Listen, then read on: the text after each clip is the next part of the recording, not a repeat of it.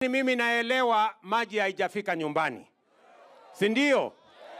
Na ndio sababu hiyo mimi nimekuja hapa tena kuwatangazia ya kwamba sasa tumewaongezea pesa milioni 400 ya kusukuma hiyo maji ifike manyumbani kwenu.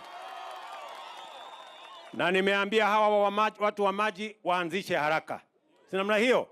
Wameniambia ili manyumba 1200 ifikiwe na maji, bado tutahitaji pesa 1.1 billion mbali na ile 400 million ambaye nimesema.